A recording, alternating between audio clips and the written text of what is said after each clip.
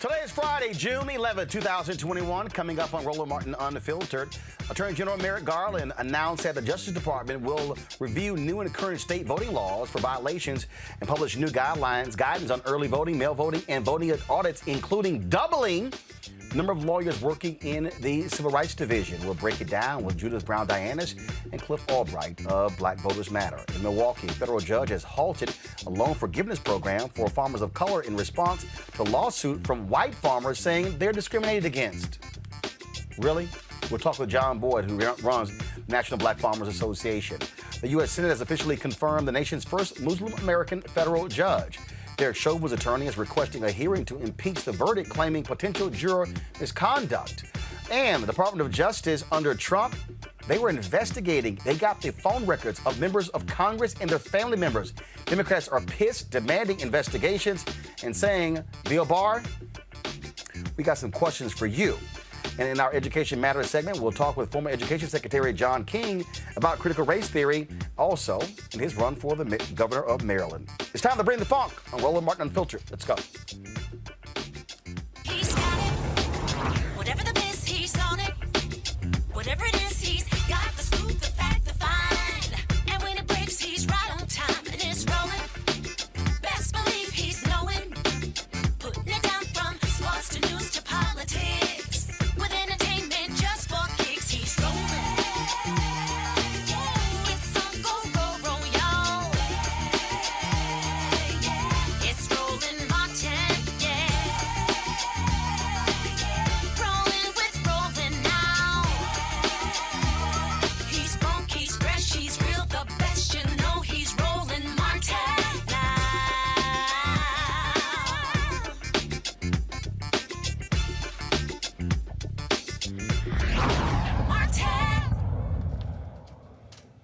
While states across the country are trying desperately to suppress the right to vote led by Republicans, the Department of Justice has laid out its plan to ensure everyone's vote will count. Today, Attorney General Merrick Garland announced the department would be doubling its staff, focusing on protecting the right to vote as states pass new voting laws. Here is some of what he had to say. Today, I am announcing that within the next 30 days, we will double the division's enforcement staff for protecting the right to vote. We will use all existing provisions of the Voting Rights Act, the National Voter Registration Act, the Help America Vote Act, and the Uniform and Overseas Citizens Absentee Voting Act to ensure that we protect every qualified American seeking to participate in our democracy. We are scrutinizing new laws that seek to curb voter access, and where we see violations, we will not hesitate to act. We are also scrutinizing current laws and practices in order to determine whether they discriminate against Black voters and other voters of color. Particularly concerning in this regard are several studies showing that in some jurisdictions, non-white voters must wait in line substantially longer than white voters to cast their ballots. We will apply the same scrutiny to post-election audits to ensure they abide by federal statutory requirements to protect election records and avoid the intimidation of voters. In that regard, we will publish guidance explaining the civil and criminal statutes that apply to post-election audits. And we will likewise publish guidance with respect to early voting and voting by mail. And because the upcoming redistricting cycle will likely be the first since 1960 to proceed without the key pre-clearance provisions of the Voting Rights Act, we will publish new guidance to make clear the voting protections that apply to all jurisdictions as they redraw their legislative maps. Under the supervision of the Deputy and Associate Attorneys General, the Department will implement its responsibility under Presidential Executive Order 14019, promoting access to voting. Those include ensuring access to voter registration for eligible individuals in federal custody. They also include assisting other federal agencies in expanding voter registration opportunities as permitted by law. We will also work with Congress to provide all necessary support as it considers federal legislation to protect voting rights. Although we will not wait for that legislation to act, we must be clear-eyed. The Shelby County decision eliminated critical tools for protecting voting rights. And, as the President has said, we need Congress to pass S1 and the John Lewis Voting Rights Act, which would provide the Department with the tools it needs. Joining me now is the co-founder of Black Voters Matter, Cliff Albright, and Judith Brown Diane is Executive Director of the Advancement Project National Office. Glad to have both of you. Cliff, I want to start with you. What do you make of this announcement from the Attorney General, Merrick Garland? Do you believe it's going to make any difference? Well, thanks, Roland, and glad to be here with Judith. You didn't tell me I was going to be on for a superhero, but yeah, I think it's a good start, the announcement. But you know, we gotta see what they follow it up with. Like, it's always a good thing when you send a message that we're watching you, right? Especially when you've got them doing all kinds of, not just the voter suppression bills. You've got them doing these fake audits taking place in Arizona. Then you got people from Pennsylvania running over to Arizona trying to see how it's going. So you got to send a message that you're taking it seriously. Appointing the vice president to be the point person on that sends a message.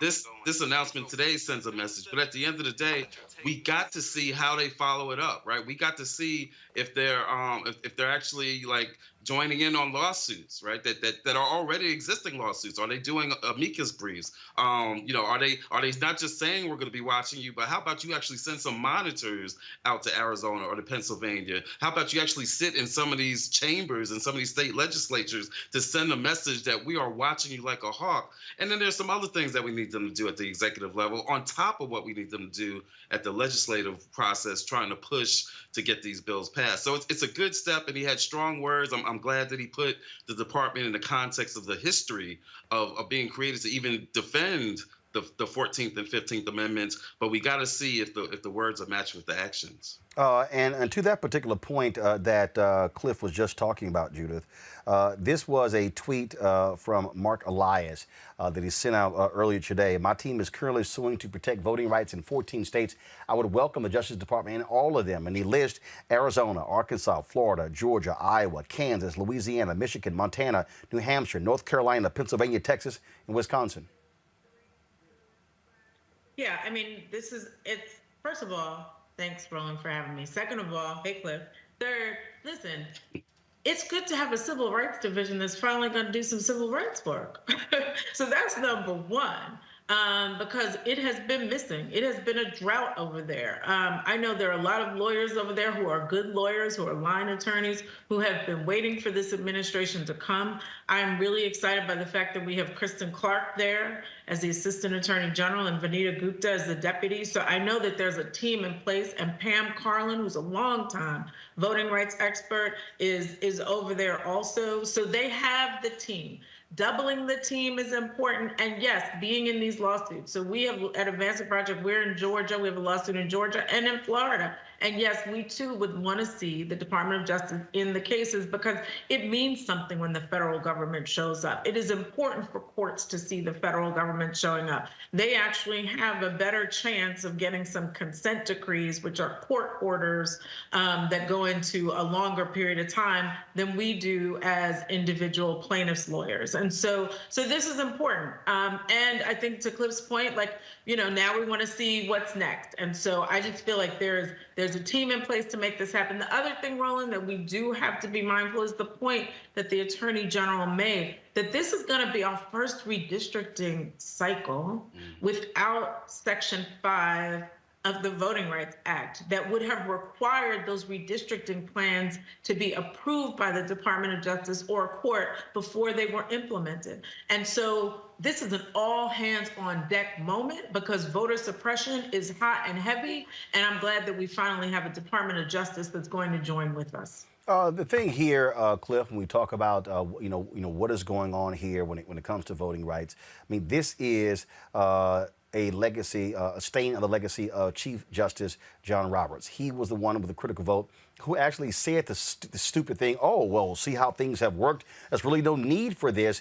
And then what do Republicans do? Immediately enact onerous laws. This is real simple. they don't enact these laws without a reason. And that's the real deal here. And so that's why there's so much pressure on Senator Joe Manchin, on Senator Kristen Sinema. And I don't understand what the hell Sinema is doing, because they're trying to attack Arizona. I mean, literally, this fraudulent voter audit is in her state. Section 2 of the Voting Rights Act, Supreme Court picked up that particular case that is based upon a lawsuit from her state. It's like, what the hell are these folks doing? Yeah. Cliff, go ahead. Yeah, I mean, and it's important to note a couple of things. One, it's important to note that we're actually coming up on the anniversary of the Shelby decision, of course, where the court gutted the Voting Rights Act. And it's also important to note that there's currently pending, as you mentioned, there's currently pending this case, which could strike a further blow. You know, one of the things that I think it's important to note, because you mentioned Chief Justice Roberts, right, and his opinion that basically, you know, we've moved beyond the racism in the South in voting, right? I'm old enough to remember a few years ago, there was a whole discussion in this country around whether or not we were in a post-racial society. And so, which clearly we got the answer to. But the important thing to note is this. Sometimes, you know, we're in a situation where we're damned if we do, we're damned if we don't. If we don't mobilize our voters, if the voter suppression has an impact, then what happens? We lose elections, we lose power. If we do a good job of mobilizing our voters, right, just like what we did in Georgia and across the country in this recent election, then what happens? You run the risk that people say, oh, you know what? It couldn't have been voter suppression because, look, you got a black president, you got 2 Senate seats, so there couldn't have been voter suppression. We must have been past that, and so therefore we don't need these protections from the Department of Justice and the Voting Rights Act. That is so right. That is so right, because, you know, Roland, that's like them, you know, it's just like, oh, there's no voter suppression. Well, if I had to wait in line longer, if I had to jump through all these hoops, that doesn't mean there wasn't voter suppression just because I actually got to vote. If I'm black and I had to work harder for the vote, that's voter suppression. And so I think Cliff is right. I think the other point, Roland, that's important, and you brought this up, is the case that is in the Supreme Court. Listen, democracy, the House of Democracy, is on fire right now. And people need to understand that we need these bills passed in Congress because the Supreme Court has a case that could take away the last tool that we have to protect our voting rights. And that is Section 2 of the Voting Rights Act.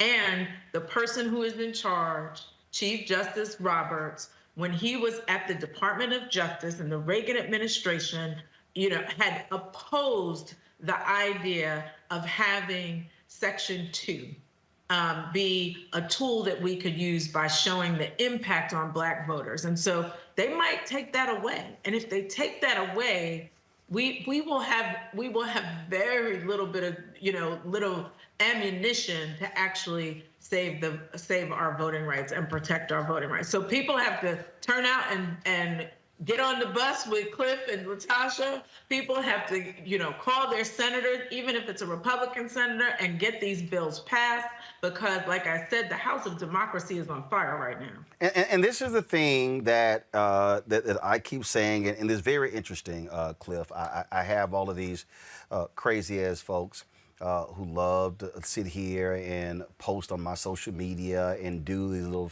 sorry-ass YouTube videos. Oh, you a shield for the Democratic Party. Okay, let's just put this point blank. There are 2 political parties right now. One is passing significant voter suppression laws. Another is actually trying to expand voting rights. The one trying to suppress vote, Republicans. The one trying to expand, Democrats. Now, it's 2 damn choices, okay? It's real simple. It's 2 choices. I got one Department of Justice under Trump or any other Republican that will not protect voting rights, and I got one under Biden that will. Who the hell do these folks think I'm going to vote for? Because here's what I keep trying to lay out to everybody who's watching me. The party that's trying to restrict voting rights is the same party that does not believe in civil rights. Is the same party that's passing critical race theory bans where they don't even teach it in their states. Is the exact same party that is not advocating anything financially for black folks, especially when it comes to expanding contracts and things along those lines. And so if I got a choice, You damn right, I'm going to say defeat any Republican running next year in North Carolina for the United States Senate. Defeat any Republican running in Wisconsin, Ron Johnson. Defeat any Republican running for the U.S. Senate in Pennsylvania. Beat Marco Rubio in Florida. Okay? Whoever running for the Republican side in Ohio, beat them. That's 5 Senate seats. Let's say, again, Republicans pick up 1 or 2 of those. Bottom line is, you go from a 50-50 to a 53-47 majority for Democrats, and now Manchin and Sinema's votes are not that important if you want to break the filibuster. Because here's the other deal. Supreme Court Justice Stephen Breyer is 82 years old. For some reason, his ass refuses to retire.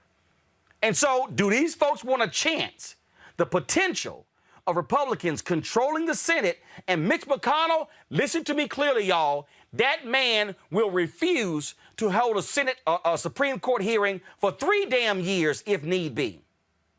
They ain't playing, and so folks got to be as ruthless with those who you're opposing, Cliff. Mm-hmm.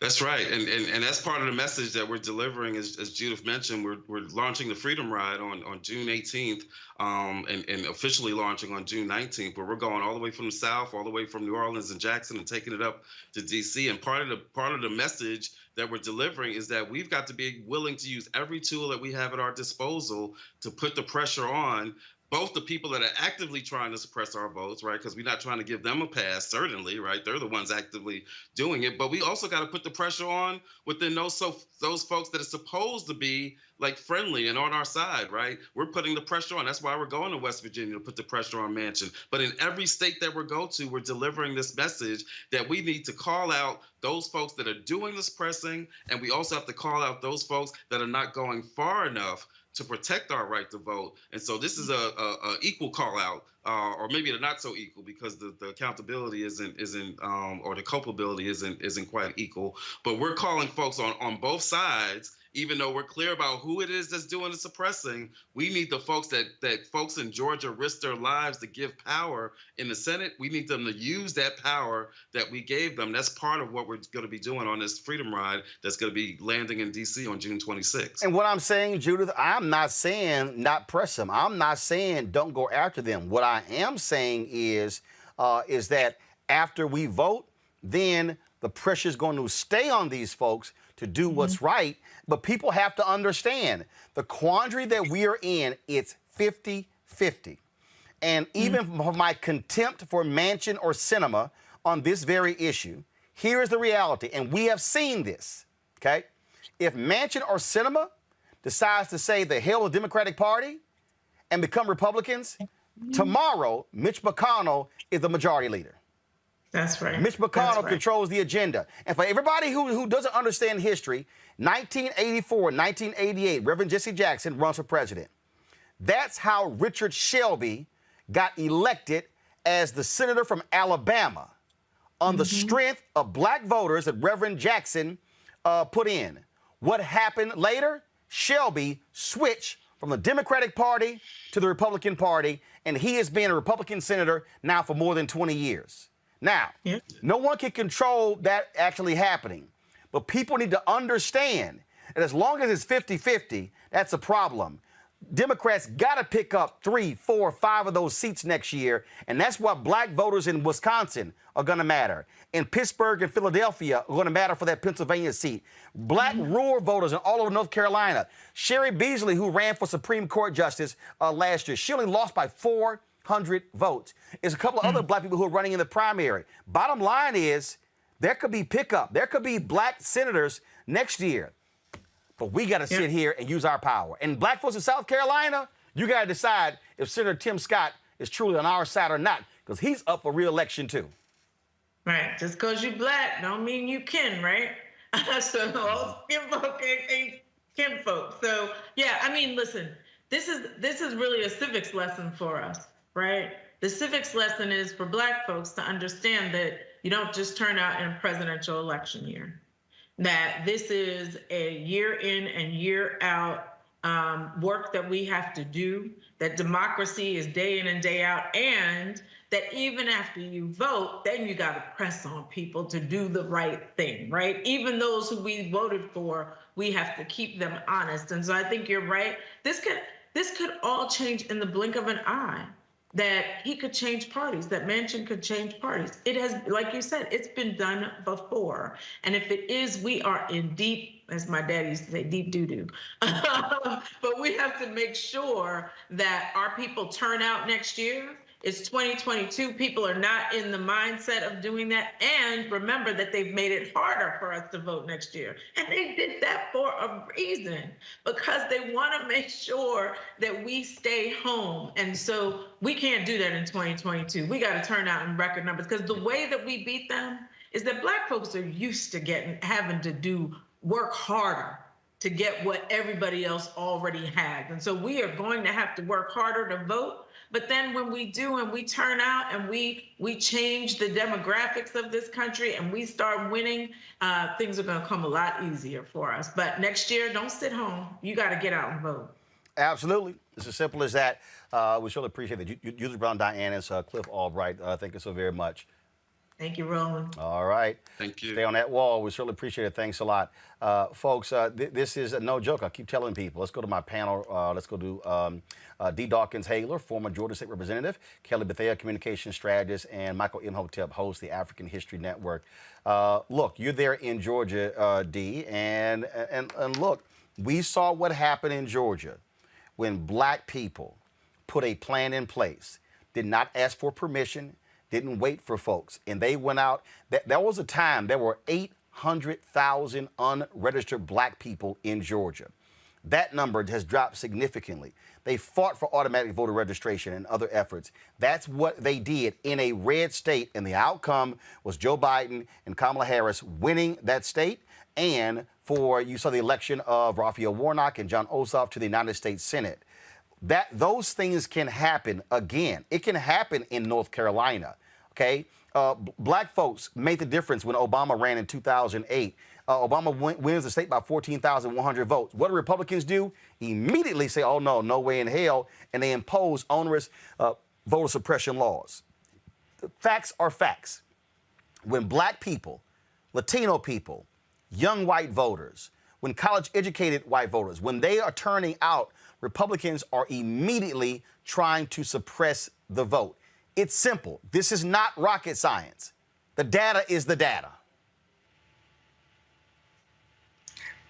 And you're right, the data is the data, and we're going to show up all across this country in large numbers, because one thing about Black people, we are resilient people, and once you tell us we cannot do something or that something should not happen, that's when we get to work. That's what the mothers of the church used to do, and get everybody in the community moving, and we're going to do that again. A couple of days ago, the faith leaders, we got together at the Georgia State Capitol, and we did our protest rally, and we're taking it to D.C. this upcoming Wednesday to talk to Senator Joe Manchin and others, including all the Republicans, about these bad, egregious bills across the country and why it's important for them to pass the For the People Act and the John Lewis Act. They've got to do it, and we cannot let the pressure in.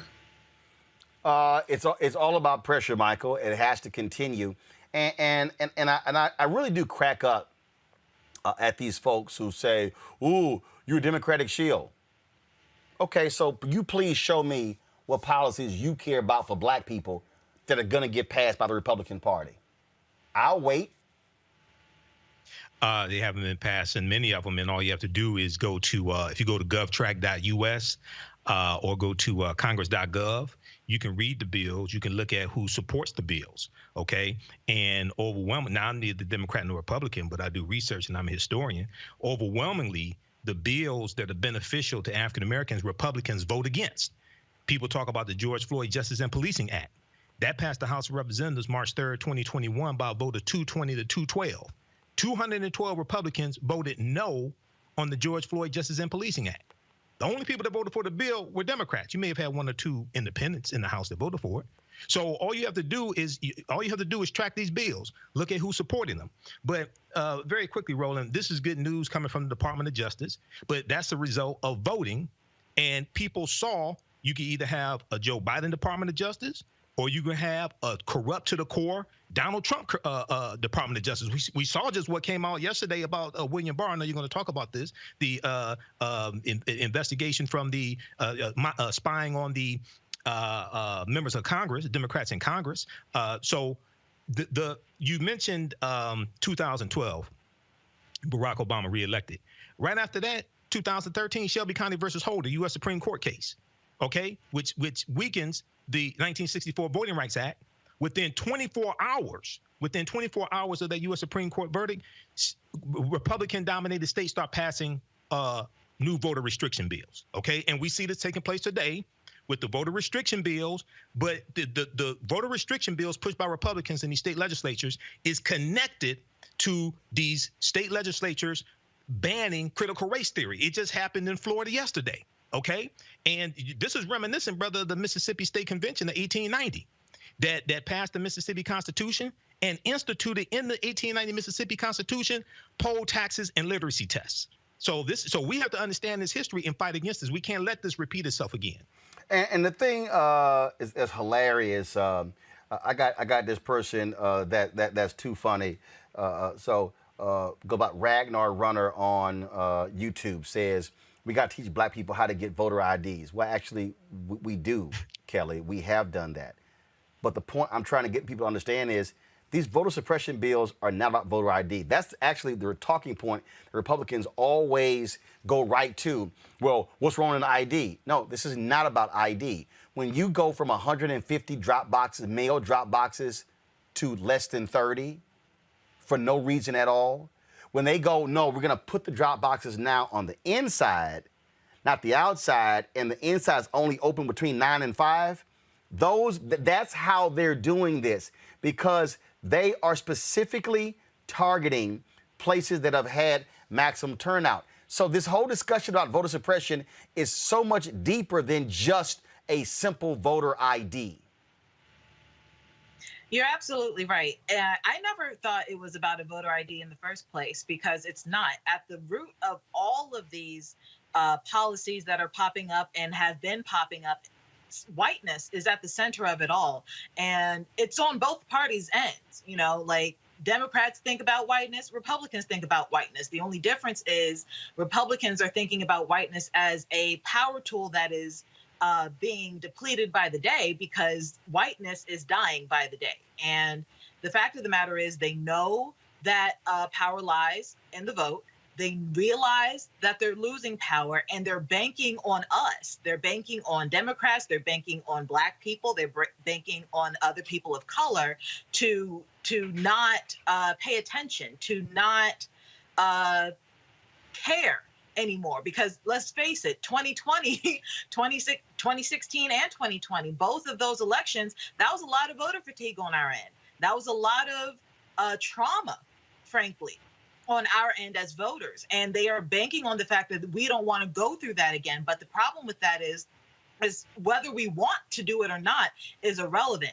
We have to do it if we want to remain in a modicum of power in this country. We have to do it if we want to maintain citizenship. Our rights are hanging on by a thread, by a very, very thin thread, because the Supreme Court case isn't going to cut it. Some legislation isn't going to cut it. Until there's an amendment, until there's a reconstituting of the laws in this country, we will have to keep coming back to begging congressmen, to begging justices, to begging the president to basically fight for us as we fight for ourselves. So at the core, this is about whiteness. It's not about a voter ID. It's not about anything surface level. The root of it all is systemic racism, and that's what they're trying to uphold with these laws. And again, just so how we always are trying to connect the dots on this show, the whole issue of what's happening with black farmers. The money that was put in the bill that was recently passed to correct what took place with black farmers, $5 billion going to black farmers and other disadvantaged black farmers. Remember, we had the head of agriculture right here on the show discussing that, saying they were about to start sending that money out. What then happens? white farmers, oh my God, this is against us. This is discrimination against us. And then you have black people.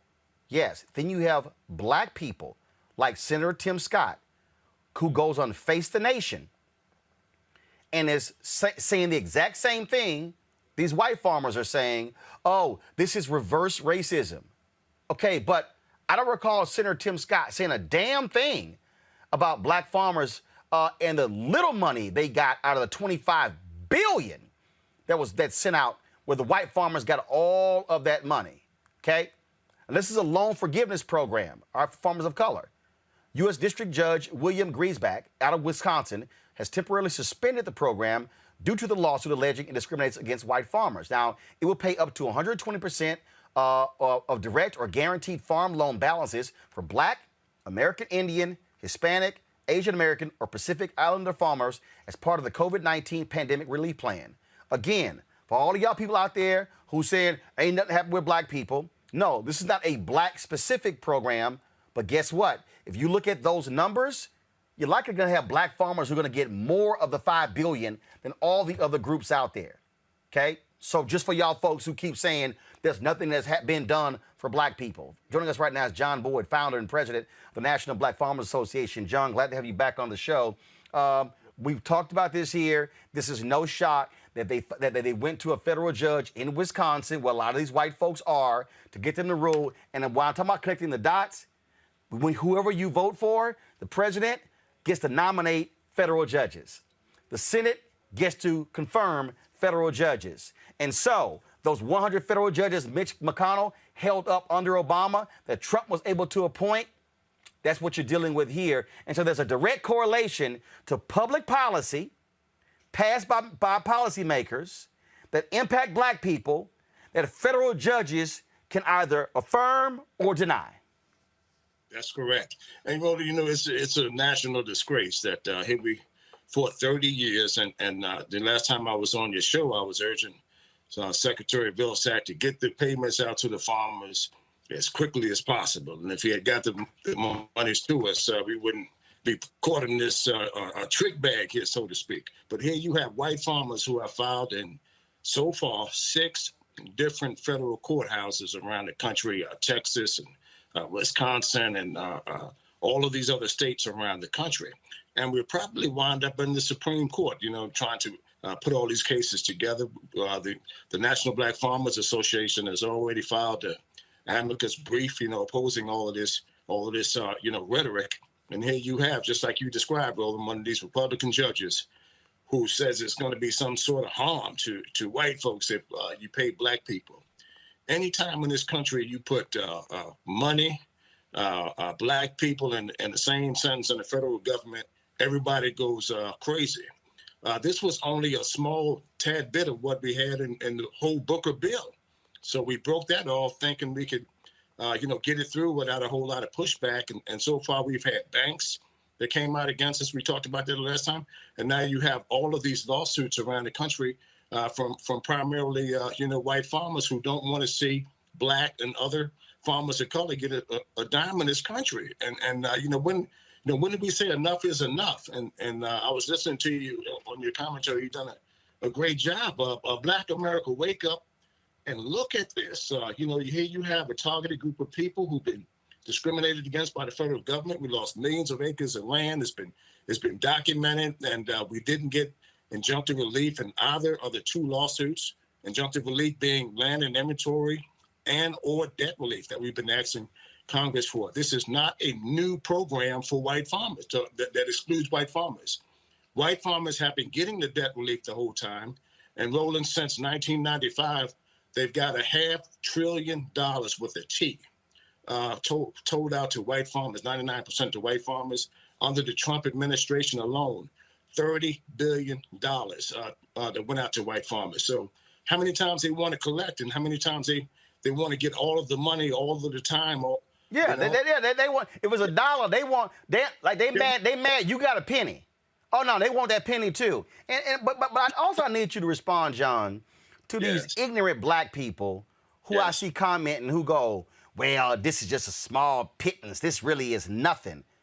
Right. Tell that to one of the black farmers. This is nothing. Who waiting? We have farmers who call here, Roland, every single day at the National Black Farmers Association. Brother Boyd, when are we going to get this debt relief? We have black farmers who are waiting on the brink of farm foreclosure. That means we lose more land, we lose more black farmers if we don't get these payments and relief out to black farmers. And as I talked about earlier about the conversations with Secretary Vilsack, you have to move swift with stuff like this and giving these people all this time to come out against the measure. And if they had told the money out the way that they did white farmers immediately after the bill passes, the monies are deposited into their checking accounts or whatever have you there, the same swift action should have been done. And this particular law is no longer a bill, people. It's a law. And we haven't received the monies.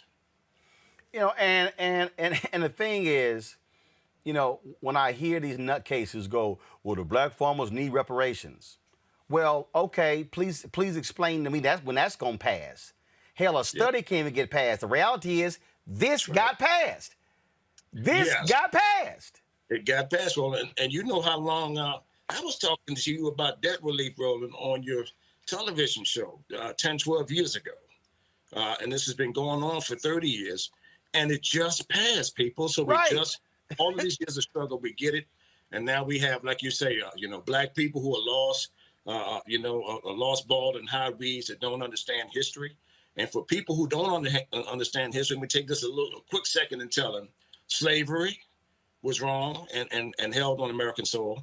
Sharecropping was wrong and held on American soil. Jim Crow laws that took millions of acres away from black farmers was wrong. And every time they come out saying these type of statements, they always leave the fact of what history did to black farmers and in this case, black people in this country.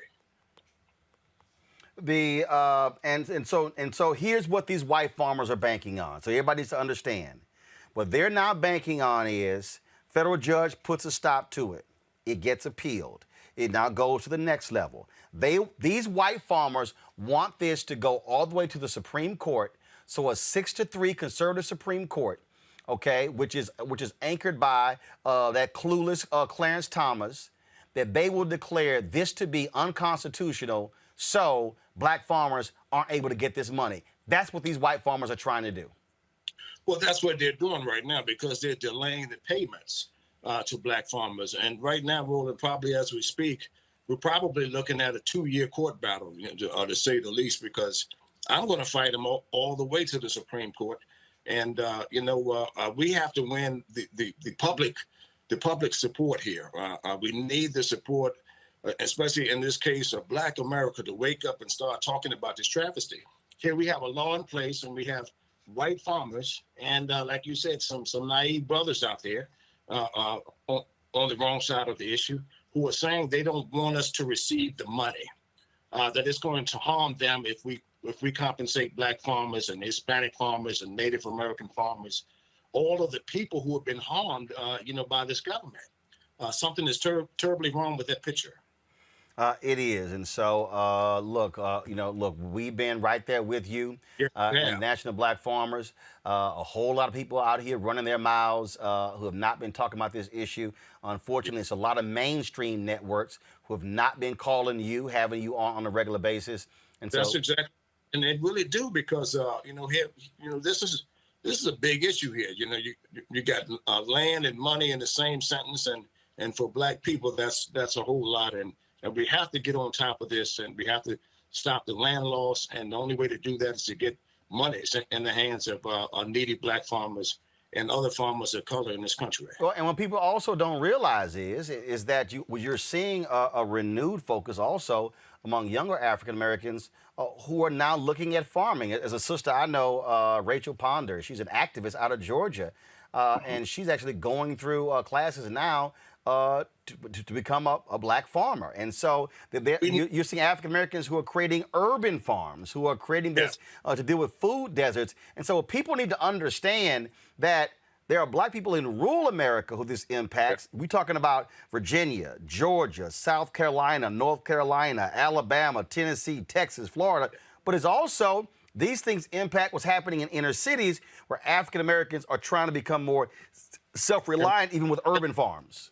And as we go, Roland, we have a scholarship program we just announced, probably about $4 million scholarship, a full ride for 4 years. And we need young Blacks to apply for this scholarship. So they can look at that on the National Black Farmers Association.org or blackfarmers.org. Go out and apply. We got to get young Blacks, just like you said, back into farming. And this is the best way to do it by educating them. And we'll be sure to get that out, and I'll push that on social media as well, because yeah, the opportunities are there. My brother actually was a business major at Texas A&M, then ended up actually graduating with an agricultural economics degree. Because there were all of these companies were looking to hire Black folks in agriculture. And again, we're sitting here thinking, well, agriculture means just a farm, not realizing these major companies. DuPont, he actually got hired by DuPont out of college, and so that's one of the areas. But again, it's redefining for people when they hear agriculture, not thinking it's just completely, oh my goodness, you're going to be on a tractor. No, agriculture is the second largest budget in the federal government. Absolutely. Well, Roland, you're hitting all the nails with the hammer, and we got to be a part of that. And we have to get more Blacks into agribusiness in this country. And, for the people who guide the food, guide the country, people. We got to get a foothold and start to control some of the food that's produced in this country, so we can start directing the way that things are run in this country. All right, then. John Boyd, we really appreciate it, man. Thanks a lot. Thank you, brother, for having me. Thank you, sir. I want to bring our panel back in. When I was just talking about, again, redefining what these things means. I sort of think about, Michael, I remember when I was at a sister who was graduating from Texas A&M with a degree in marketing. And I was telling her to apply for a job at the newspaper where I worked. And she was like, newspaper? I said, sister, PepsiCo and Coke are not the only people who hire folks for marketing jobs. Right. I said, every major company has marketing departments. Mm-hmm. And part of the problem for a lot of us, again, many Black people have been raised where we're just sort of very finite in our thinking in terms of what the opportunities are. And so there was a professor, Dr. Alvin Lark, who was in the agriculture department at Texas A&M, who was the one who told my brother, no, do you want to switch your major? And he was trying to get more African Americans to switch. And see, many of them were business majors. Well, a lot of people were then leaving the business department, and he was trying to say, look, it's the same thing. Forget what that title is on your degree. What are the jobs that are there when you're able to come out of college? And that's the thing, the opportunities that are made available. Yeah, that's true. I remember, my degree's in business administration with a major in marketing. And, I remember in the business school, a lot of us are geared towards corporations or those in accounting. At the time, it was the big six accounting firms. They're geared toward the big six accounting firms. Those in marketing were geared towards some of the big ad agencies, things like this. And then you learn about the reality of racism out in the real world. And that's when I learned how racist marketing really was and advertising agencies really were, things like this. But yeah, there's a resurgence when it comes to urban farms. Okay, we see that here in Detroit, brothers like Malika Kinney and others, D-Town urban farms. And this bill right here, I want people to really, really understand. I don't think people understand that this $4 billion in loan forgiveness, this is in the $1.9 trillion American Rescue Plan. No Republicans voted for this bill in the House of Representatives or the U.S. Senate. Zero. No There's over 200 Republicans in the U.S. House of Representatives. They voted no. The 50 Republicans in the Senate voted no on the bill. The only reason why you have this bill is because African Americans, Latinos, and others went out and voted in 2020. And then you had John Ossoff and Raphael Warnock that went in Georgia. Okay. And this is the only reason why you have this bill. And this passed during the budget reconciliation process. So it was like 51-50. That's the only reason why you have this. And it was Senator Cory Booker and Senator Raphael Warnock who put this portion into the bill for black farmers. Now, lastly, you had Tom Vilsack on the show. And Tom Vilsack did an interview with the Washington Post March 25th. He talked about how under the Trump administration in 2020, white farmers got almost $26 billion. Almost $26 billion. African-American farmers got 1/10 of 1%. They got 20.8 million out of 26 billion. None of these white farmers were talking about discrimination when that happened. Senator Lindsey Graham wasn't talking about discrimination against black farmers because they only got 1/10 of 1%. Senator Tim Scott, who is really the Isaiah T. Montgomery of the Republican Party, and Isaiah T. Montgomery, he voted along in 1890 Mississippi. He voted along with the new Mississippi Constitution that was discriminating against black people. That's Senator Tim Scott, the new Isaiah T. Montgomery. So this is an example of how elections have consequences, brother. And when I said about that budget, D, it's significant. Look, there was a reason why when Ossoff and Warnock, when they were running in Georgia, they spent a whole lot of time in rural Georgia because it wasn't just about getting votes in Atlanta, in Fulton County, in Gwinnett County. It was about going to those places where they don't see a lot of politicians who aren't campaigning and to be able to bring them in. That's right. And rural places have a strong voice all across the country, and especially in Georgia. And so I'm one of those people who's always been a major supporter, proponent of agriculture education, even agriculture committees, because if you recall, Representative Marsha Fudge, before they put her over HUD, she wanted to be the Secretary of Agriculture because there is power and significance in the Agriculture Committee. Now, Representative Helen Miller, I'm not sure if you all realize, is out of Iowa. She started something called the Urban Ag Academy for legislators and black farmers to get engaged in this whole entire process because she's like, just like you just mentioned, Roland, that it's the second highest budget in the United States and in most states after the education budget, it's the agriculture budget. And we're not participating and paying attention to where the money is moving. And once we do and realize it's time to get our just due, then they change the rules of engagement or call it racism. And so we have got to pay attention to how this money moves in agriculture because a lot of people don't even realize what all is involved in agriculture. They just think it's farming. I mean, agriculture is so vast and so broad that most of the black people who are unemployed now could go and get jobs in agriculture. There's so many jobs open in that field because it's so broad. So we've got to get on top of this, and we've got to continue to fight for our black farmers. So thank you for standing up with them. Kelly, when we talk about food in this country, how many black people eat French fries at McDonald's? Mm-hmm. They got to buy potatoes from somewhere. When you start talking about meat, when you start talking about chicken, when you start talking about, you could go on and on and on. Folks, people just totally ignore the food supply in this country. You don't have a robust food supply, you ain't got a country.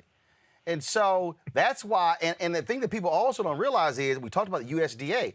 The USDA has the largest government bank in America. A significant number of things that are built in rural America are financed through the bank that's in the Department of Agriculture. No, you're absolutely right. And I can't remember which of us actually said it, but the fact that the reverse racism mantra is being introduced into this conversation is just really absurd because, reverse racism doesn't exist at all. But specifically when it comes to black farmers and them getting their just due, if we look at the history of just how systemically racist the agriculture industry has been to black people in this country, the fact that there's even a modicum of an advantage with the American Rescue Plan Act for black farmers isn't even a leg up. It is just to balance the scales. So for Republicans and others who think that just because a black person is getting some type of advantage means that they are getting a leg up or somehow going to be better than their white counterparts, It just shows you, again, how I was saying in the previous segment, just how insidious and how racist this system really is. This isn't reverse racism. You're balancing the scales. This is not a situation in which, one, you don't even have a whole lot of Black farmers. They need all the help that they can get. And we need to really pay attention to the fact that they need help. And that, like you said, USDA has the funds, they have the means to make sure that everybody is on the same playing level and the scales are balanced. And that's all that the American Rescue Plan Act aims to do. Any other leg of the conversation is really just stemmed in jealousy and prejudice. No, indeed, indeed. Folks, got to go to a break. We come back. We're going to get the updates in the Derek Chauvin case. Also, Donald Trump, the thugs in his Department of Justice spying on Democrats. Ooh. And these fools wanted him elected for 4 more years. That's next on Roland Martin Unfiltered. I believe that people our age have lost the ability to focus the discipline on the art of organizing. The challenges, there's so many of them and they're complex. And we need to be moving to address them. But I'm able to say, watch out, Tiffany. I know this road. That is so freaking dope.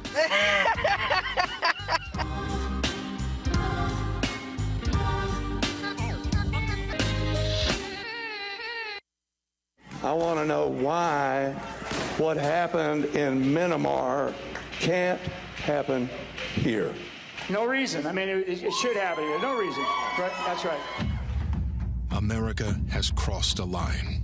The Republican Party believes in ending the American experiment, led by a man obsessed with power and money, who will say and do anything to seize control again. This election was rigged. To punish those who oppose him. His followers don't just disagree with us. They've got something worse in mind. We know what national populism and authoritarianism lead to. Every time.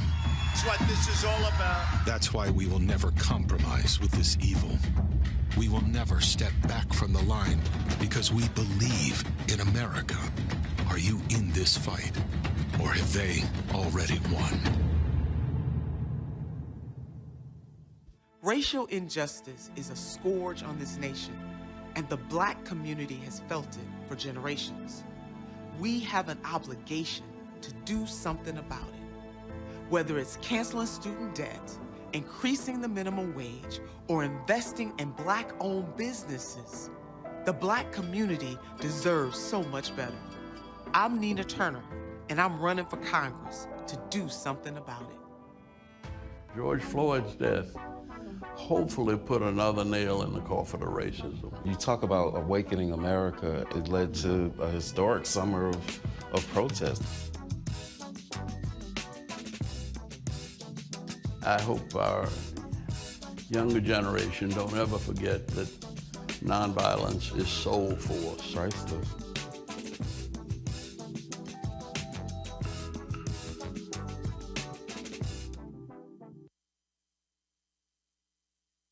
Carl Payne pretended to be Roland Martin. Holla! Hi, I'm Chaley Rose, and you're watching Roland Martin Unfiltered. The man convicted of killing George Floyd not only, yeah, literally, he wants a new trial. Derek Chauvin's attorneys requested a hearing to impeach the verdict by investigating potential juror misconduct. The request for a new trial is pretty routine, but the request to investigate the jury is not. Under Minnesota's rules of criminal procedure, a defendant can ask the court for a hearing to investigate possible juror misconduct. The hearing, known as a Schwartz hearing, gets its name from a 1960 Minnesota Supreme Court case that set up a procedure for examining jurors when their impartiality is questioned. Chauvin's reasons for requesting a new trial include allegations of prosecutorial misconduct, arguing the state's belittled Nelson's defense by calling his arguments stories. Really, y'all? That's weak as hell. They say the court abused its discretion by not allowing Maurice Hall, who was with Floyd on the day he died, to testify. Really? Also, it issued the addition of a third-degree murder charge in the state's cumulative evidence about the use of force. Prosecutors have until next Wednesday to submit written arguments in response to the request. No word on when the judge is going to rule. Chauvin will be sentenced June 25th on second- and third-degree murder, as well as manslaughter charges in the May 25th, 2020 death of George Floyd. All right, folks, in Ohio, 3 Columbus police officers are facing misconduct charges from their actions during the George Floyd protests last summer. Officer Philip Wall's body cam footage shows him pepper spraying a group of peaceful protesters. He is charged with 2 counts of assault, dereliction of duty, and interfering with civil rights. Officer Tracy Shaw was caught on camera exiting her police vehicle and pepper spraying individuals without warning. She is charged with 3 counts of assault, dereliction of duty, and interfering with civil rights. Body camera footage also shows Sergeant Holly Canode arresting a woman who was peacefully protesting.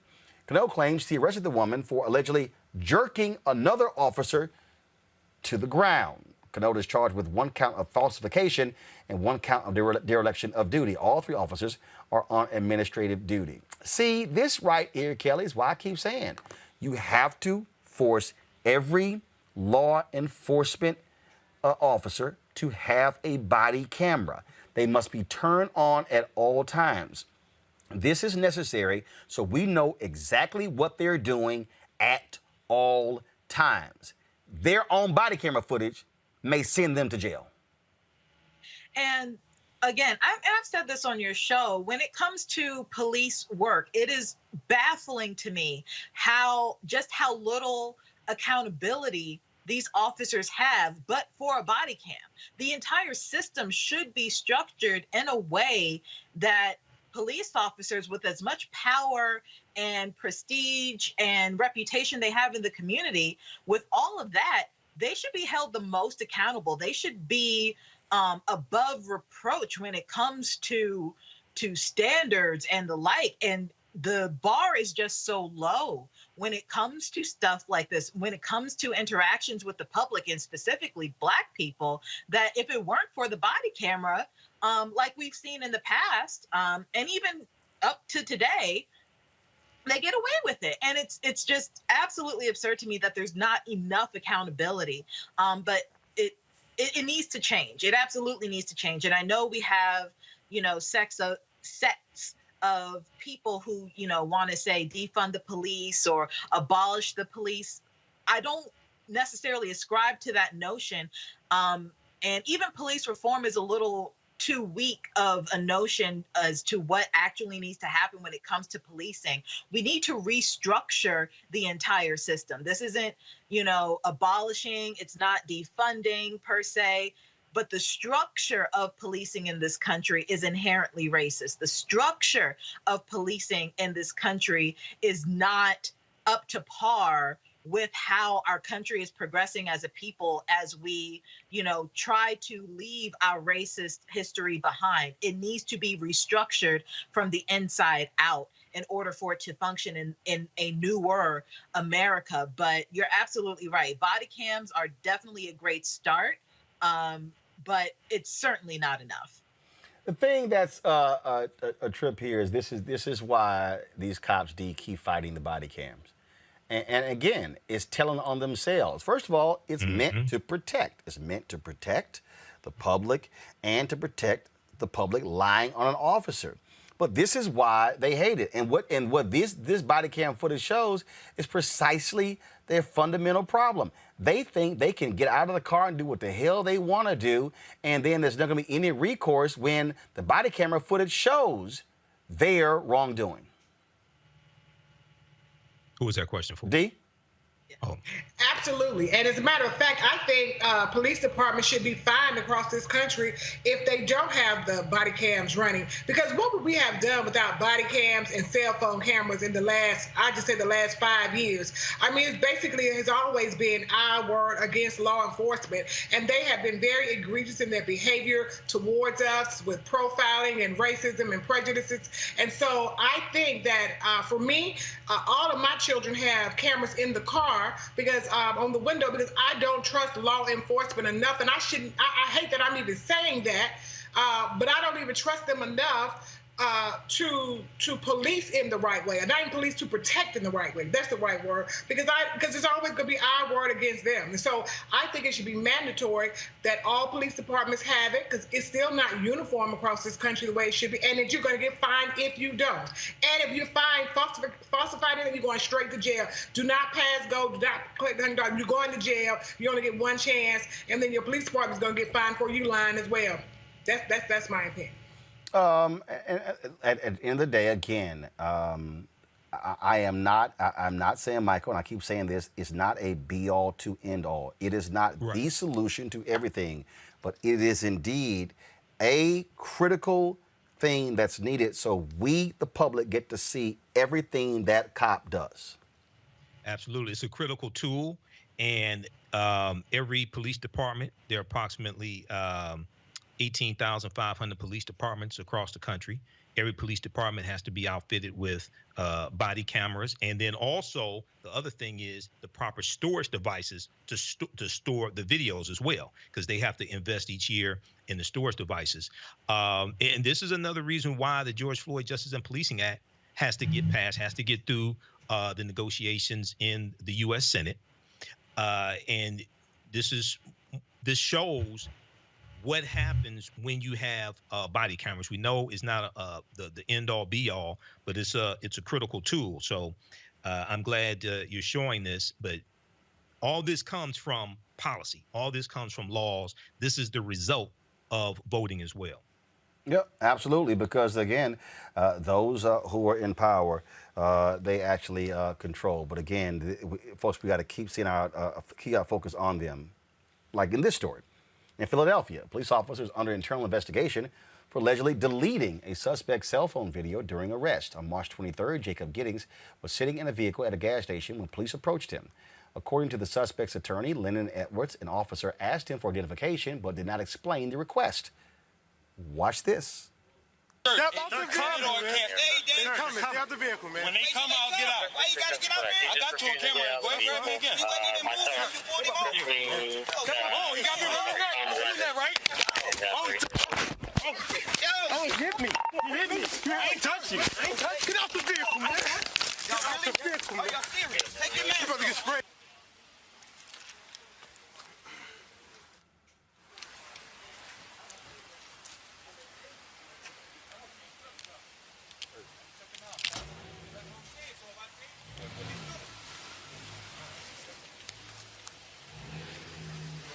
Yeah, I'm good, sir.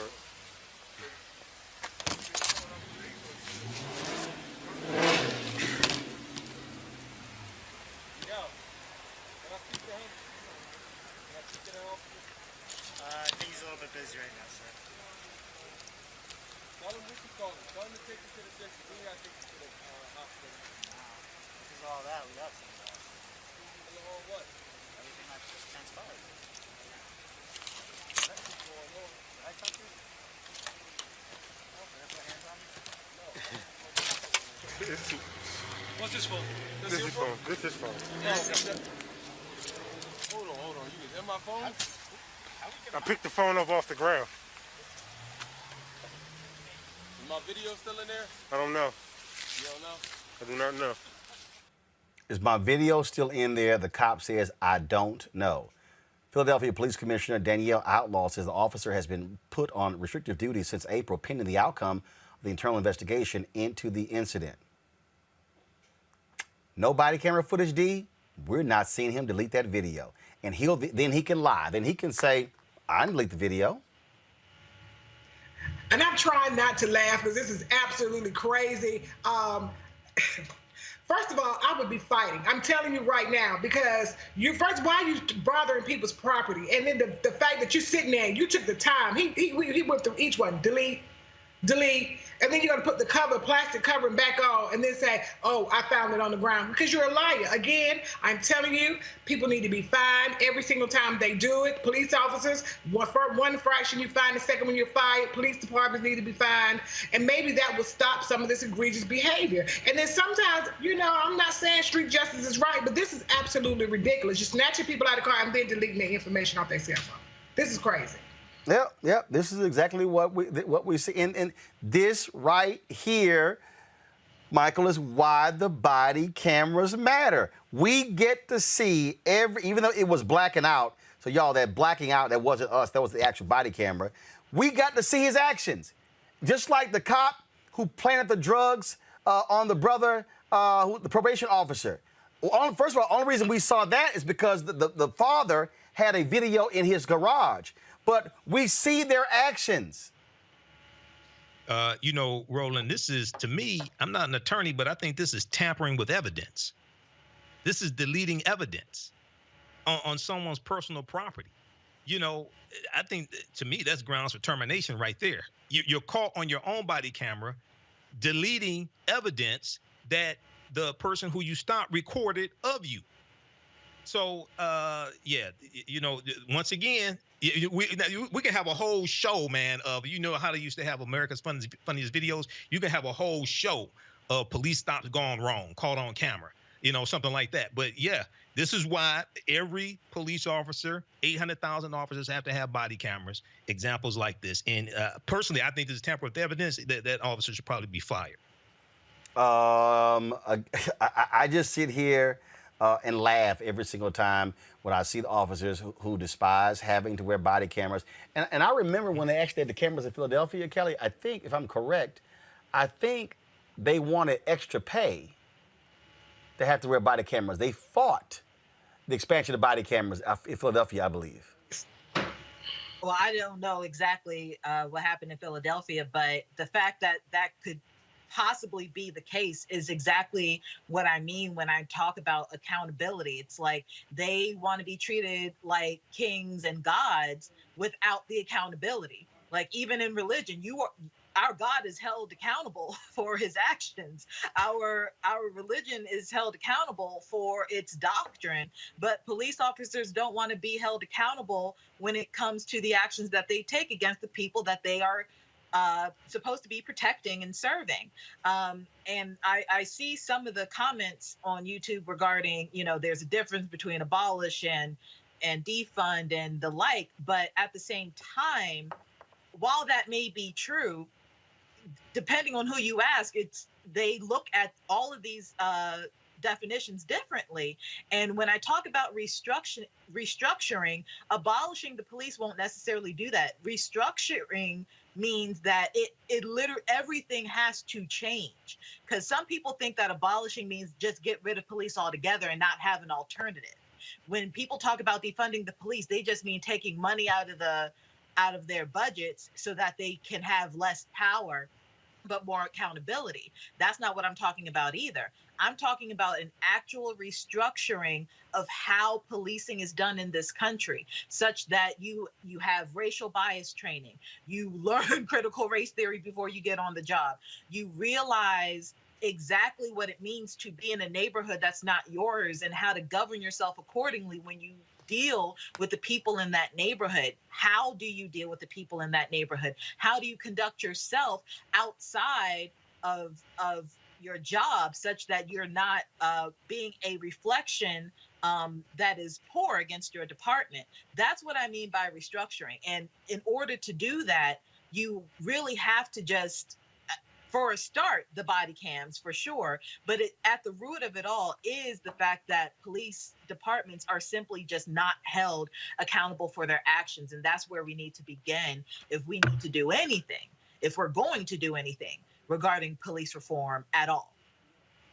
All right, folks. Look, I mean, you see what's going on here. Folks, today in the United States Senate, they've officially confirmed the nation's first Muslim-American federal judge. Zahid Qureshi was confirmed to the U.S. District Court for the District of New Jersey by a vote of 81-16. In 2019, he was appointed as a U.S. magistrate judge for the District of New Jersey, making him the first Asian American to serve on the federal bench in the state. Also, despite GOP pushback, the Senate committee agreed 52-46 to cut off debate on the appeals court nomination of U.S. District Court Judge Ketanji Brown Jackson. This means she is one step closer to confirmation for a seat on the U.S. Court of Appeals for the District of Columbia Circuit Court. Confirmation by the full Senate is the next step in the process. Why are Republicans so going hard against Ketanji Brown Jackson? Because many consider her to be the next Supreme Court justice if a seat opens up. That's why they are doing this. Folks, in Pennsylvania, a state Democratic representative had his speech cut short after he noted the state's Republican lawmakers are 100% white. The heated moment came during a debate over a Republican proposal to regulate the disposal of fetal remains, one that Democratic lawmakers argued would force women to bury or cremate a miscarried fetus. Check this out.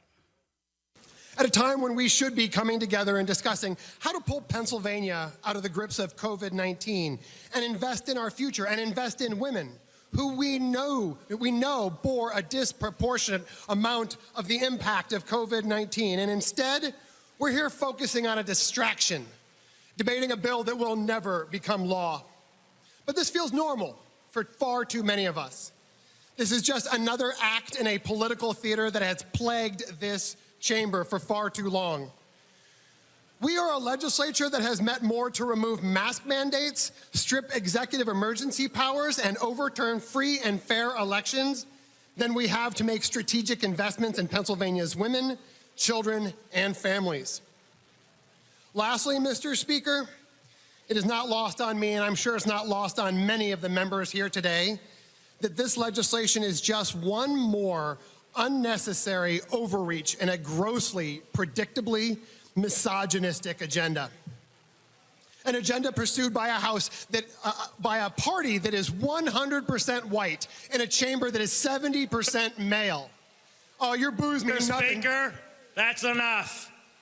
Your boos mean nothing to me. I've seen who you cheer for. The gentleman will suspend. Mr. Speaker. For what purpose does the majority leader rise? I believe these comments are inflammatory to our members and to this esteemed chamber. We have tried to give latitude on this issue, both yesterday and today, but I will not have our members impugned or insulted or this kind of behavior on this floor. Are you not 100% white? Gentleman is out of order. 100% white, 70% male. Mr. Speaker. Turn off his mic. I mean, I'm just saying, they're upset. They're mad because he pointed out something that's factually correct. I mean, what is insulting and inflammatory about the truth? You know, like, call a thing a thing. I don't, and it is interesting to me that a white man pointed out that white men are 100% white. I mean, the irony is not lost on me there. But if you are going to be so insulted by the truth, then why are you there? Because if you're a legislator, you're supposed to be protecting the truth. You're supposed to be promoting the truth. You're supposed to be guarding the truth. But we all know by now that GOP and many jurisdictions are still, abiding by the big lie, which is the exact opposite of truth. So it does not surprise me the fragility of that chamber, the fragility of the GOP in Virginia, Pennsylvania, although Virginia too. But it doesn't surprise me, but it is all the more still humorous. I'm sorry, it's hilarious to me. And they always say hit dog will holler, and he was hollering so loud. And I was like, well, where's the lie? And why couldn't we have white boys in Georgia General Assembly cutting up like that? I mean, it would have gave me fodder for the day. I would have had a great time with popcorn and some drinks just watching someone get up talking about the all-white Republican Party in Georgia, because it is. Even in the chamber in Georgia, it's all white. So there you have it. They just don't. They can't stand truth, Michael. It just hurts them. Just hurts them. Well, this is why they're against critical race theory. This is why they're attacking the 1619 Project, even though, there's some flaws with the 1619 Project, but there's still parts you can use. They don't want the real history talk. They want to suppress votes. They want to suppress votes, and then they don't want to deal with the real history. But this is a case of a hit dog will holler. And props to State Representative Brian Sims, number one, okay, for calling them out. Number two, when the other guy got up to take a objection to what he said, he couldn't refute anything that he said. Okay, he couldn't refute anything that State Representative Brian Sims said. So, once again, this is an example, man, how a lot of people can't take the truth. Okay, they can't handle the truth. But he's absolutely correct. Yeah, I know, it's a little painful. Folks, got to go to a break. When we come back, we're going to talk about, of course, Trump and his DOJ investigate Americans. Hey, if y'all want to support what we do here at Roland Martin Unfiltered, everything that we do, every dollar you give goes to support this show, paying for staff, our travel, the events that we have coming up. We would love for you to actually join our Bring the Funk fan club. Our ask is $50 for each one of our members. That's $4.19 a month, 13 cents a day. You can give a variety of ways. You can, of course, use Cash App, $RM Unfiltered, PayPal.me/R Martin Unfiltered, Venmo.com/RM Unfiltered. Zelle is Roland at RolandSMartin.com, Roland at RolandMartinUnfiltered.com. And so please join us if you can. Also, if you're watching Facebook and YouTube, be sure to hit that like button because when you do, that, of course, increases our video being seen in the algorithms on both of those sites. We'll talk about Trump and his cheat and lying Department of Justice and their targeting of Democrats when we come back in a moment. Hello, I'm Nina Turner. My grandmother used to say, all you need in life are 3 bones. The wishbone to keep you dreaming, the jawbone to help you speak truth to power, and the backbone to keep you standing through it all. I'm running for Congress because you deserve a leader who will stand up fearlessly on your behalf. Together, we will deliver Medicare for all, good jobs that pay a living wage, and bold justice reform. I'm Nina Turner, and I approve this message. White supremacy ain't just about hurting black folk. Right. We got to deal with it. It's injustice. It's wrong. I do feel like in this generation, we've got to do more around being intentional in resolving conflict. You and I haven't always agreed. Yeah. But we agree on the big piece. Yeah. Our conflict is not about destruction. Conflict's going to happen.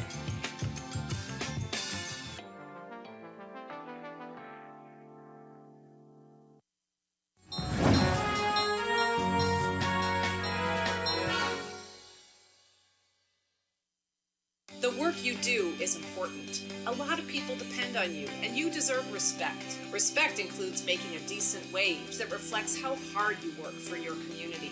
So what's the best way to make sure you get the pay you deserve? Join a union. Union members are paid more than people with similar jobs who aren't in unions. For women and people of color, the union difference is even greater. The respect you deserve, the pay you've earned. That's the union difference. Before Till's murder, we saw struggle for civil rights as something grown-ups did. I feel that the generations before us have offered a lot of instruction. Organizing is really one of the only things that gives me the sanity and makes me feel purposeful. When Emmett Till was murdered, yeah, that's what attracted our attention.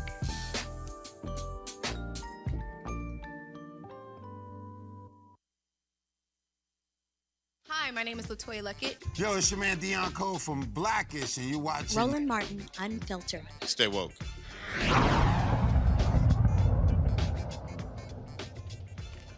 Well, the Trump Department of Justice, y'all. Were they spying on Democrats?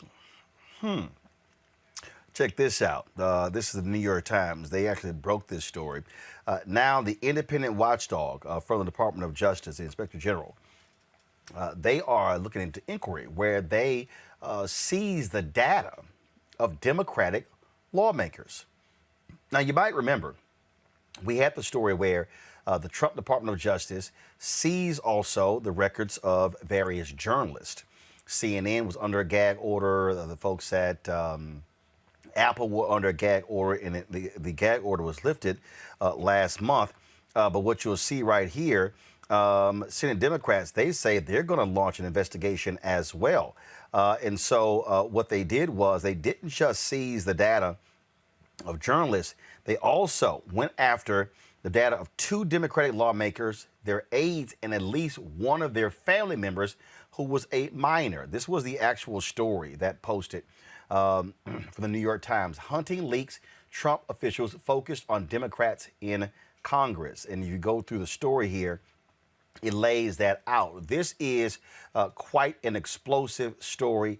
It shows you, Michael, how thuggish the Department of Justice was under Donald Trump, how he ordered them to do so, And the thing that was also crazy is that it happened first under Sessions, and then Barr told them to go back and keep investigating. You know, well, this is something that I warned people about from the beginning, going back to 2015, 2016 about Trump. And I'm looking at the same article here from the New York Times. Trump was a thug from the beginning. And, you know, a lot of people talked about his connections to organized crime and things like this, his connections to Russians. But what do you think was going to happen? And Trump was telegraphing when Trump talked about the Department of Justice and FBI spying on his camp. Okay, he's really telegraphing what was happening. Okay, but this, I mean, this is an example of what happens when you have the wrong person in office who's a thug and corrupt to the core from the beginning, but can't handle that type of power. So yeah. So hopefully they use the full weight of the Department of Justice to come down on him and his cronies. And we saw that William Barr, it looks like William Barr perjured himself when he was questioned in front of the U.S. Senate about has he ever been directed to open up an investigation. Looks like he perjured himself also. So William Barr belongs behind bars. Kelly, this was the moment when then Senator Kamala Harris had a few questions for Attorney General Bill Barr, and you see how he was kind of hesitant to answer. Attorney General Barr, has the president or anyone at the White House ever asked or suggested that you open an investigation of anyone? I wouldn't. Yes or no? Could you repeat that question? I will repeat it. Yeah. Has the president or anyone at the White House ever asked or suggested that you open an investigation of anyone? Yes or no, please, sir? The president or anybody else? Seems you would remember something like that and be able to tell us. Yeah, but I'm trying to grapple with the word suggest. I mean, there have been discussions of matters out there that they have not asked me to open an investigation, but perhaps they've suggested. I don't know. I wouldn't say suggest. Hinted? I don't know. Inferred? You don't know. Okay. In your March, Attorney General Barr, has the president or anyone... See, D, when you can't answer a basic question like that because you kind of know that if you say no, you just committed perjury. Absolutely. And you know what? If it wasn't so egregious, I would, you know, I really would be perplexed. But it's funny to me. It's funny to me that they will do whatever they can, and they went to extreme measures to spy on people in the Democratic Party, and Trump had no loyalty to them, and they risked their reputation. They risked, you know, their integrity to try to do all of this stuff to protect him, to keep him in office, to, you know, to uphold whatever foolishness he had going on. And look how he did both Sessions and Barr at the end of both of their tenures. I mean, just look at it. He has no loyalty. Trump had no loyalty and love for nobody except himself. And now Barr may pay the price and end up going to jail fooling with Donald J. Trump. And look, I kept telling folks, y'all work for a thug, you're going to get taken down for thuggish actions, Kelly. Barr has always been interesting to me, not necessarily in a positive light, because if you look at his tenure as an attorney, especially in public service, his way of thinking regarding legal theory and how the Constitution should apply to the president has always been I don't even want to say antiquated. It's such that he likened it to a kingship.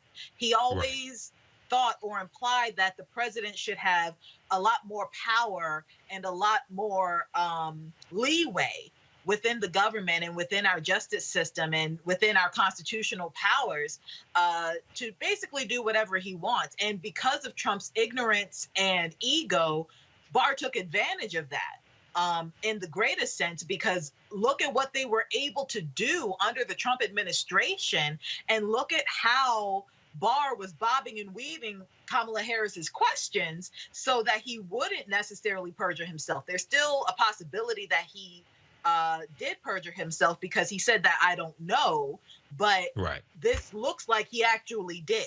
So, I'm interested to see exactly how that is going to work out. But Barr himself has been very sneaky, very insidious when it comes to how the law is applied. Frankly, if he were able to create a star chamber for Trump, he would have. He did his best to do so, but thankfully we have a new administration that does not apply such antiquated legal theory and applications, so that everybody is again held accountable. Here's the deal. Democrats keep suggesting, Michael, I don't understand. Damn that. Drop the hearings Monday. Yeah, you need to have hearings right away to dig deeper and uncover what else was there. And then, now the other thing is some of those same people that were working in the William Barr Department of Justice that were involved in that spying, they're still in the Department of Justice. That's another thing. That's why you need to have hearings right away to uncover, okay, are they still working on behalf of Donald Trump? You have to have hearings right away to dig deep and pull this weed out from the root and make sure the weed doesn't grow anymore. And that's the thing, D. And so don't think for a second that if President Barack Obama had pulled the personal phone records of Republican members of Congress and their aides and a family member who was a minor, they'll be raising holy hell. And Fox News will be going nuts on the hour, every hour. Every hour upon the hour. And what the irony in all of this is the last time someone really that we know of with knowledge of pulling records of congressional members is when we had the Nixon scandal. But that was for a joint cause, because they were trying to protect the president who was doing stuff that he probably had no business doing, because I was watching them on the other network this morning. But this is very disheartening that this would even happen, and that they would put a gag order and that Apple would go along with it. And then now this was released a month ago, and I'm trying to figure out why we just found out today. And like you just said, they need to call for hearings immediately to put it into this. That's the problem with Democrats. I agree with AOC. I don't know why the Democrats play footsie all the time with the Republican Party, and why we play. This is foolishness, and we need to come with the same strength and the same, energy, venom they come with to get stuff done. A strong hand just like them, because they don't care about us with anything that we do, so why should we care about them? That was a child. They tapped a child's telephone phone. Who does that? Who does that, Republicans? Well, speaking of Republicans, an Oregon lawmaker, y'all, has become the first in the state's history to be expelled from the Oregon House of Representatives. Former Rep. Mike Neerman was removed from office by an overwhelmingly bipartisan 59-1 vote.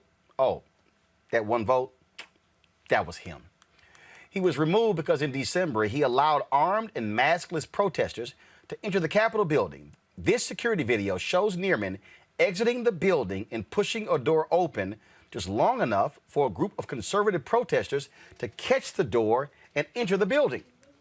Now, days before, he's on camera coaching a group of protesters about how they could get into the building. Watch this.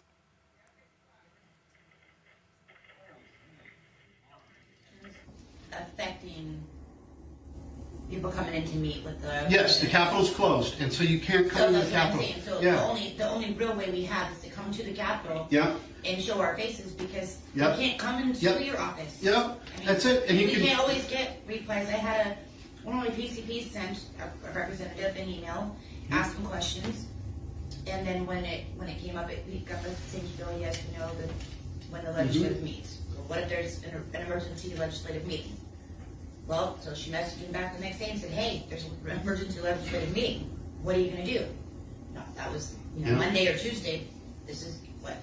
Wednesday or Thursday. So we're talking about you can't. So we're talking about setting up Operation Hall Pass, which I don't know anything about. And if you accuse me of knowing something about it, I'll deny it. But there would be some person's cell phone, which might be.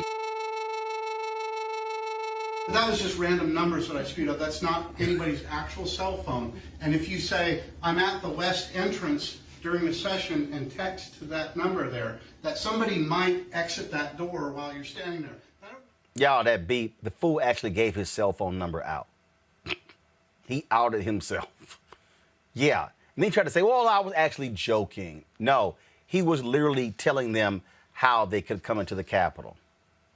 And now you see why Republicans in Congress do not want there to be a real investigation of what took place on January 6th, because they know what happened to him probably will happen to them. Yeah. Going to a break. When we come back on Roland Martin Unfiltered, our Education Matters segment, we'll talk with John King, the former Secretary of Education under President Barack Obama. We'll talk about why white folks just so upset with critical race theory, how stupid it is.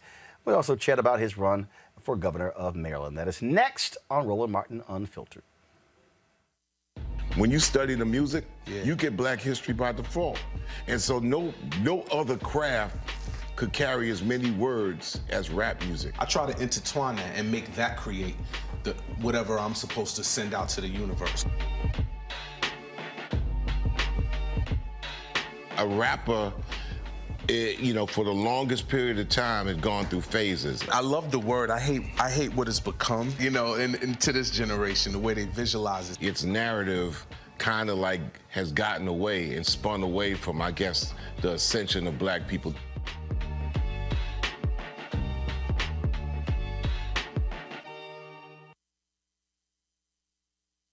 Black women have always been essential. So now how are you going to pay us like that? And it's not just the salary. I mean, there are a whole number of issues that have to support us as women. Yeah, but that's what we deserve. That we shouldn't have to beg anybody for that. And I think that we are trying to do our best as a generation to honor the fact that we didn't come here alone and we didn't come here by accident. I always say every generation has to define for itself what it means to move the needle forward.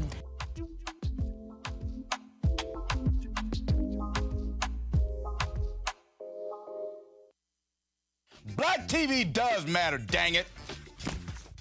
Hey, what's up, y'all? It's your boy Jacob Lattimore, and you're now watching Roland Martin right now. Yee.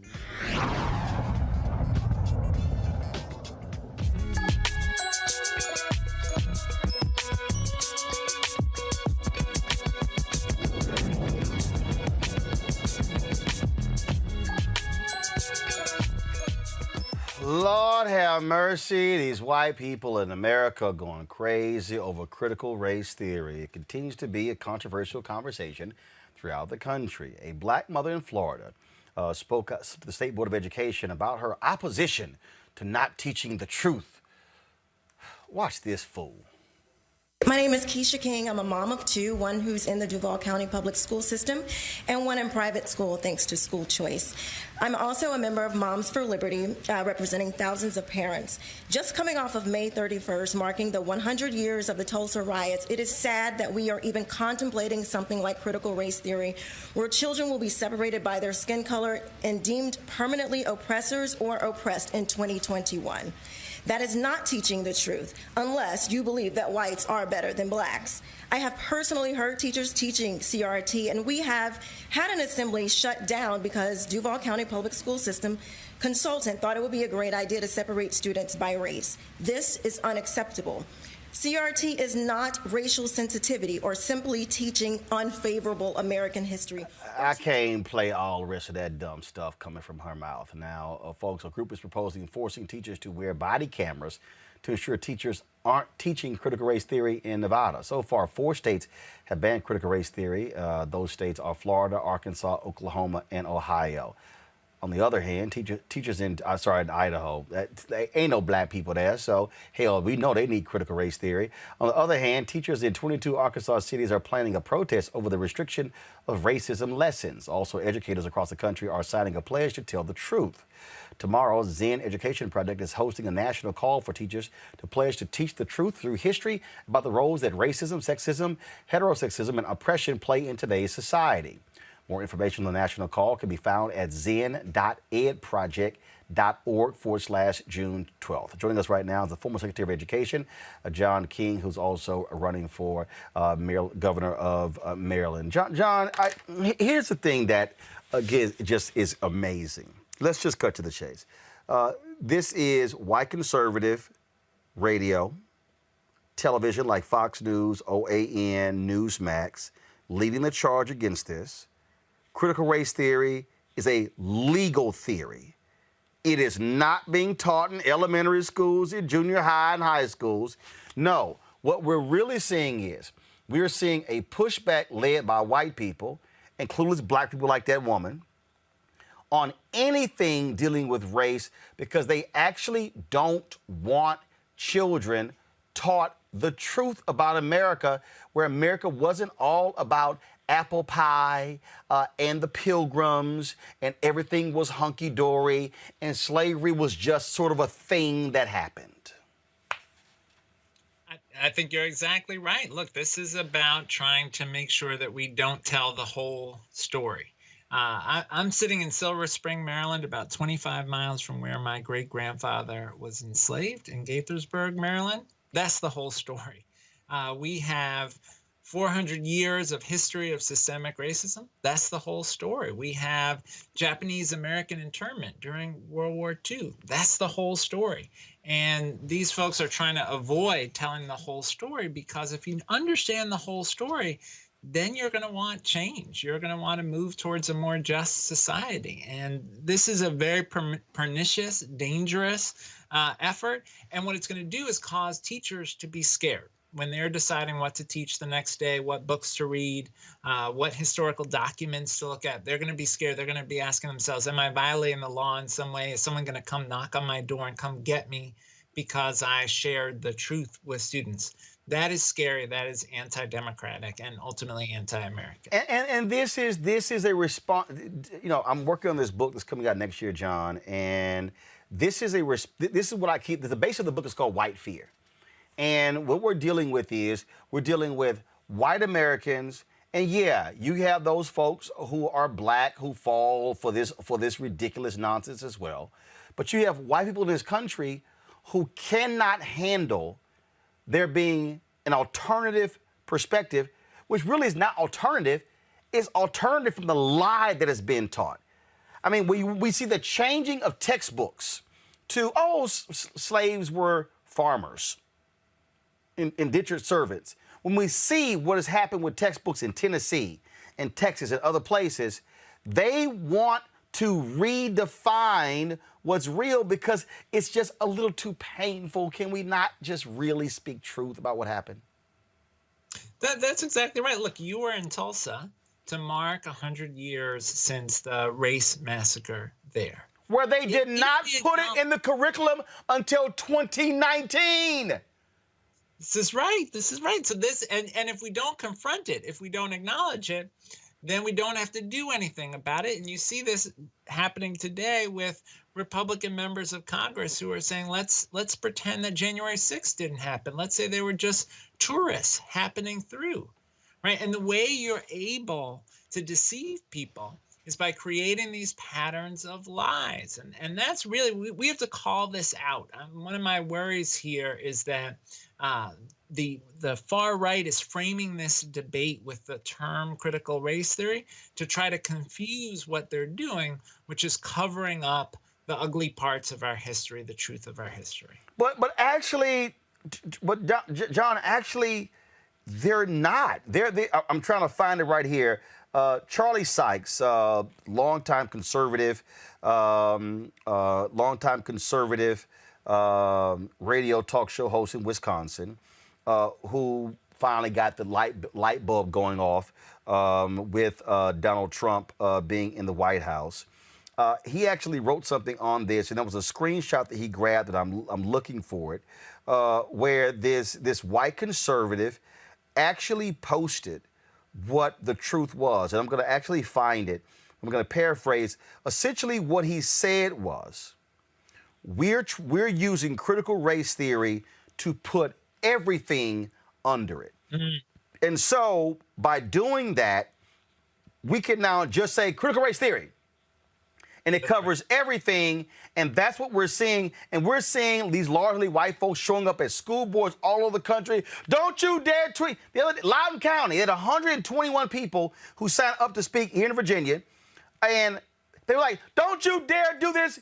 And the superintendent says, we're not teaching critical race theory in our schools. We're not doing it. But they were still yelling and complaining. Then you have Texas, the 1836 Project. We're going to teach about patriotism. That's what it is. They cannot handle their white children being taught the truth. I think you're right, and what we've got to do is not take this lightly. We already are seeing candidates run for school board on an anti-critical race theory platform. We are already seeing a PAC created to put money into school board races to try to get folks elected who will get rid of any teaching that acknowledges systemic racism, slavery, etc. So we can't take this lightly. We've got to organize, and we actually should be demanding more. In my view, in our schools, we don't do enough to teach about our full history. We don't do enough to teach examples of Black excellence, Latino excellence, Native American excellence, Asian American excellence. We don't have enough authors of color in our English language arts classrooms. And this is not just something that's beneficial for students of color, it's beneficial for white students. White students need to be prepared for a diverse world. And that means they need to be exposed to the truth in our history curriculum, and they need to be exposed to diverse experiences in English language arts. And actually, it's too painful for them. Before I go to my panel next, and again, I'm still trying to find that screenshot of what the guy posted, because he actually was just admitting what the whole truth is in terms of critical race theory. Here's why what you just said is important. And people who are watching need to be very mindful of what you just said and why this thing matters. Here's what happened in Texas. What people don't realize about my native Texas is that Democrats used to control all statewide positions in Texas. The first Republican who was elected in Texas to statewide office was Senator John Tower. That was like 84, okay? So how did the takeover of Texas by Republicans begin? It wasn't George W. Bush beating Governor Ann Richards in 1988. That's not what it was. What it was they actually ran for the Texas Board of Education. Conservatives took over a majority of the Texas Board of Education because they understood that's who controlled curriculum and textbooks. And then they began to run for other statewide seats. George W. Bush beats Ann Richards, and then we ran for re-election. That's when they swept nearly every single position in Texas. And ever since then, they have controlled every statewide elected position in Texas. But it was the State Board of Education that was the vehicle that started the domination of conservatives in Texas. That's right. I mean, this is political strategy. And unfortunately, the far right has been very good at political strategy and playing the long game. And those of us on the progressive side have not always been as smart. It's why we need to run candidates for every office. We need to pay attention to who's running for school board, who's running for state legislative races. And we have to have folks of color run. I'm running for governor in Maryland because I think I can make a positive difference in people's lives, make sure government is a force for good in people's lives. I hope people will join me in a movement in Maryland for a more equitable and just future. I hope they'll follow us at johnkingforgovernor.com. But we need to stand up and run. When I was teaching high school civics, I would say to my students, if you have good ideas, if you think your leadership can make a difference in people's lives, you should run. We need folks who are listening to this and are frustrated and say we need to tell the truth in our schools. They need to sign up to run for school board. Questions from our panel. I'm going to start with Kelly first. Your question for John King. Hi, thanks for being here. Maryland is my home state, so I am anxious to see how you fare in this gubernatorial election. My question for you is, when it comes to critical race theory, why do you think it is a hard concept to grasp, in that all it's doing at its core is teaching Black people about themselves and how other races interact with other races and how things just work together like the actual truth of how things have come to be in this country. But also, is there a plan in your platform to not only incorporate CRT, but to make sure that it is digestible at every grade level, considering that you are an educator, and it is possible for it to be embedded in curriculum at every grade level? Before you answer that, John, I'll say this here. The people who are criticizing critical race theory have no idea what the hell critical race theory is. And so that's part of the problem. They literally have no idea. They're just, again, they're lumping anything that tied, if it just has race in it, oh, that's critical race theory. They're putting everything under it. Go ahead. That's right. It's political branding, right? But I guess what I'd say is, I think our task has to be to make sure that students learn the full truth of our history. In Maryland, we just passed major school funding reform. It's going to get more resources to our schools, pay our teachers better. And as we do that, we have an opportunity to influence teacher training and make sure that teachers are prepared to teach that full history, because maybe they didn't get it themselves in school. Maybe they didn't learn about the Tulsa Race Massacre. Maybe they didn't learn about Japanese American internment. So we got to make sure that teachers are trained around that. We have to make sure that even at the elementary level, that teachers are conscious of, oh, the books that we read, the stories we read, do students get a chance to see themselves? Do they have what I like to call windows and mirrors, opportunities to see themselves reflected, and also opportunities to see worlds beyond their own?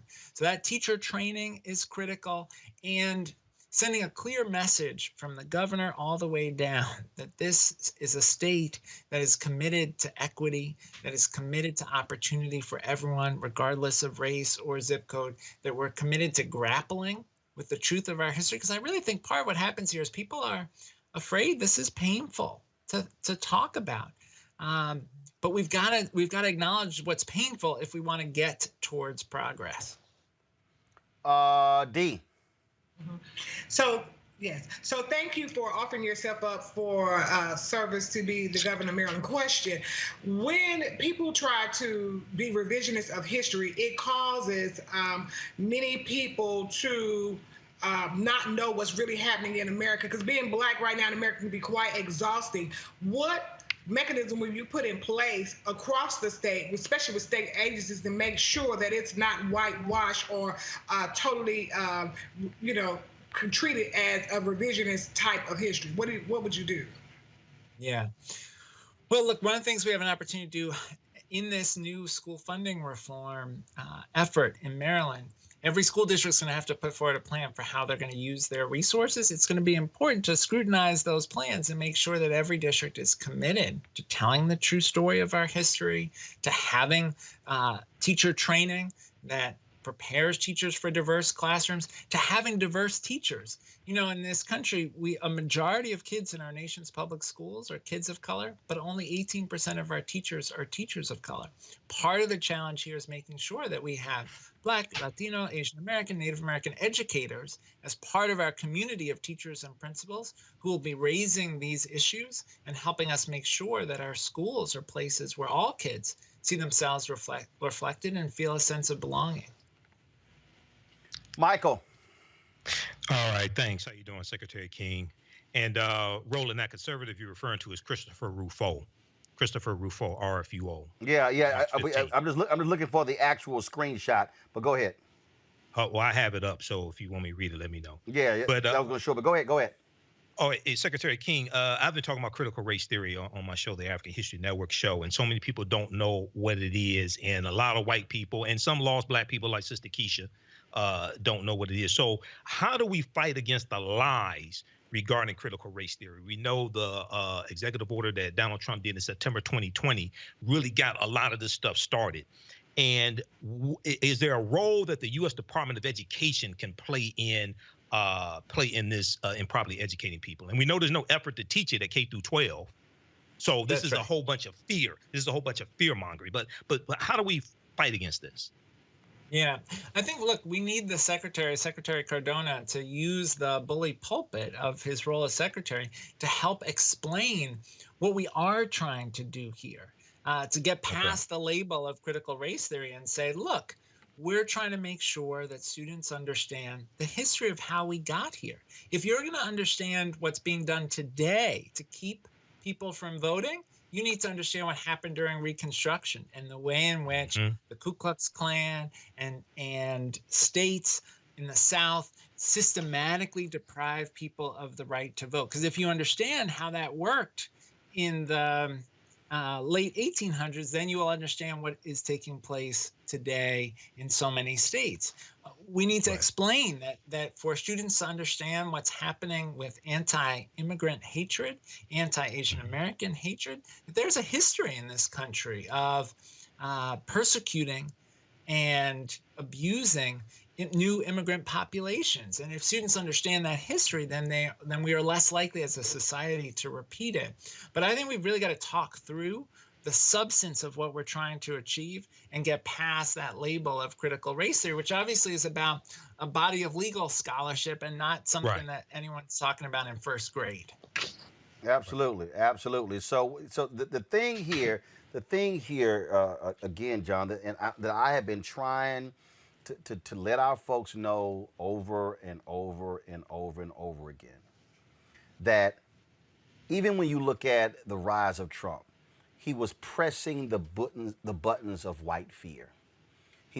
So it was illegal immigrants, and now it's this. This is also all about 2022, trying to stoke that base to turn out in massive numbers. And so look, when Senator Tim Scott gave his response to President Joe Biden's address to Congress, when America's not a racist country, because he knew the media naturally was going to say, Vice President Kamala Harris, is America a racist country? President Biden, America a racist country? Again, it's understanding the game that conservatives play.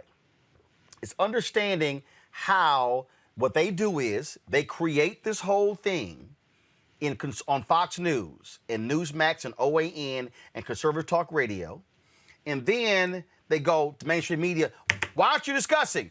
Why aren't you discussing? Why aren't you discussing? And so then they ask the question, and so then then their strategy now goes into mainstream and then begins to dominate.